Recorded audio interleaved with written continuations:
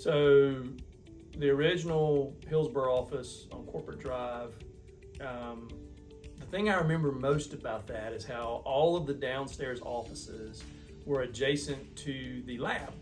So the lab, you'd be sitting down there meeting or talking to someone, and you would hear cylinders being broken, you would hear all kind of things happening in the lab. You would get the smell of stone and or soil samples that were coming in.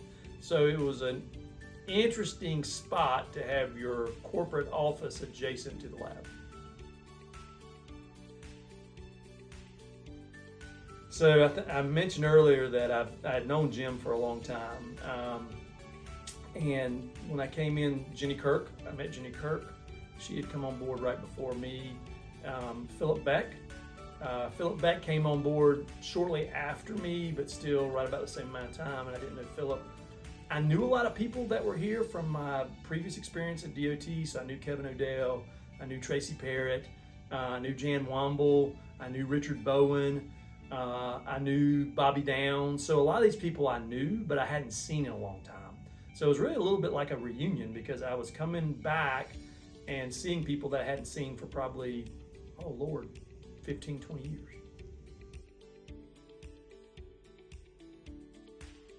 So when I think about Summit and the timeline for Summit, so like I said, I knew Jim when he started. I say started, when he went to work with Louis Calman Parker.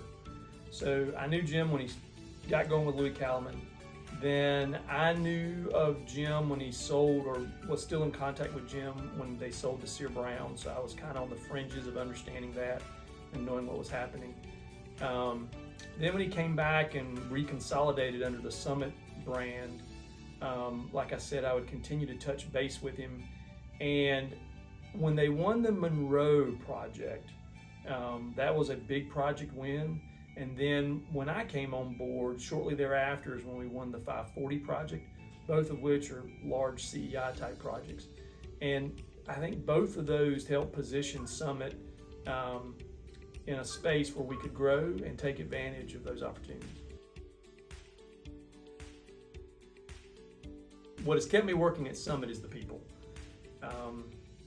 What I really enjoy is working with a lot of talented people.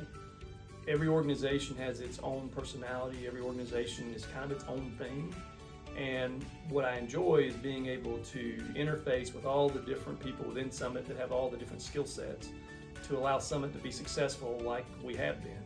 Because it's not just the operational side, and within the operational side, each of the departments. It's not just the finance, it's not just marketing, it's not just communications, it's not just HR. It's all those pieces coming together to create an organization that can be successful. And to me, being involved and engaged in all that is what I enjoy most. So stories and memories that resonate with me would have been prior to my coming to work with Summit. Kind of a repetitive theme that I knew Jim and stayed in contact with Jim. So Jim and Kevin O'Dell and Bobby Downs all helped the company I was with previously when we were looking at going after the refurbishment and maintenance of all the bridges in the state of Missouri. And we needed somebody to help us go out and do field audits of all these bridges. And the first person I reached out to was Jim. And I remember the conversation being, hey, we've got this idea where we want to try to get every bridge in the state of Missouri under a contract. Are you willing to help? Which I could have easily imagined somebody saying, I'm not sure how much I want to get involved in that. And Jim instantly said, absolutely, when do you need people, and give me the particulars. So we were able to get Kevin and Bobby Downs to come and support us pulling together information we needed for a Missouri Safe and Sound, which was a Missouri bridge project. And so that memory of kind of being able to reach out to someone that I knew and was comfortable with, and kind of have what was somewhat of a crazy / big ask, and for that to come around, I don't know, it's kind of special. And then later, Jim was involved in helping us in a Virginia project where we had 14 bridges in Virginia that we were constructing, and all those kind of tied together. So I guess my memory would be, even though Jim and I weren't in contact every day or every month, there was always this relationship that was there, and when I had a need, he was more than willing to help.